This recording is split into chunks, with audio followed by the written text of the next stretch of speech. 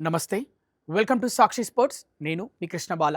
T20 cricket చరిత్రలో England విధ్వంసకర batter Jos Buttler సరికొత్త ప్రపంచ రికార్డు సృష్టించాడు. ది 100 టోర్నీలో మాంచెస్టర్ సూపర్ జెయింట్స్ తరఫున ఆడుతూ వెల్స్ ఫైర్తో జరిగిన మ్యాచ్లో బట్లర్ ఈ ఘనత సాధించాడు.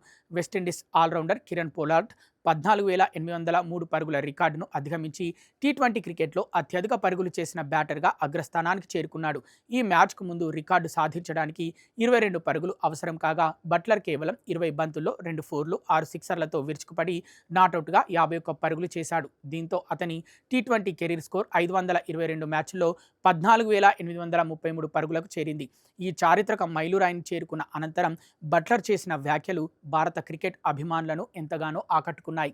టీ20లలో అత్యధిక పరుగులు చేసిన ఆటగాడిగా నిలవడం ఎంతో ఆనందంగా ఉందని, అయితే రికార్డులు తుది వరకు నిలవవని బట్లర్ అన్నాడు. భవిష్యత్తులో తన ప్రపంచ రికార్డును తిరగరాసే సత్తా భారత్కు చెందిన యువ సంచలనం వైభవ్ సూర్యవంశీకే ఉందని బట్లర్ జోస్యం చెప్పాడు. కేవలం 15 ఏళ్ల వయసులోనే అంతర్జాతీయ స్థాయి దృష్టిని ఆకర్షించిన వైభవ్ టీ20లలో ఇప్పటికే 40 మ్యాచ్ల్లో 1,670 పరుగులు చేశాడు.